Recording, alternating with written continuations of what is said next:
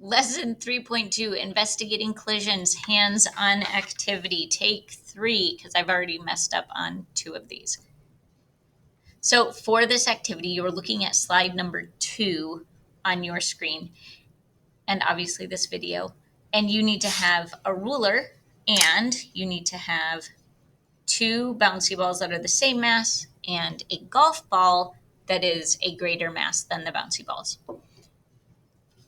On slide 2, the first test we're going to run is a collision where object A, one of the bouncy balls, is moving to and hits object B, which is the other bouncy ball. I have object B at 15 centimeters. Object A is going to be at the 0 mark. I'm going to hit A into B, and then on your data table, you record what happens to object A, the effect after the collision, and object B, the effect after the collision. You will also record the force direction. What direction is the force applied on object A at the point of collision?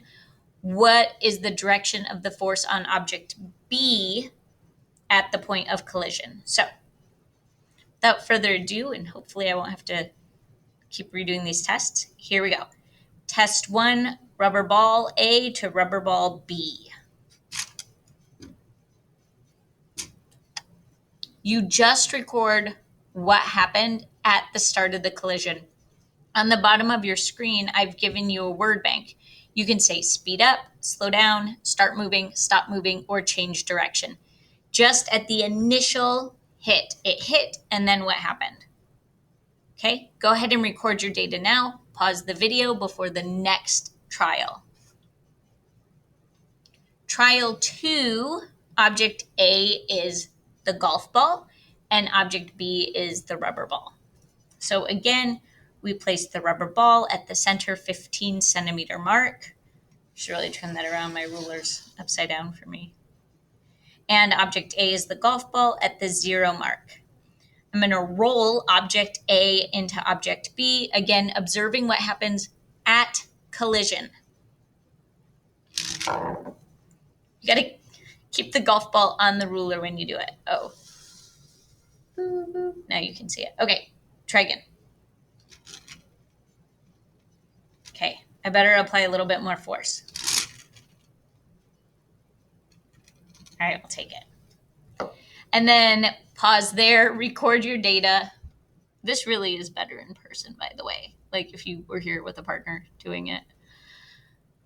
But you're stuck with me in my lame videos. The third trial is rubber ball is object A, so the one that I'm exerting force on, and golf ball is object B. So golf ball, again, is at the 15 centimeter mark, halfway down the ruler, and object A is the rubber ball. I'm going to apply force to A. Boop. What happened at the point of collision? Go ahead and record your data. Look for the next video, which is the demonstration for Hands-On Lab 2. Thank you very much.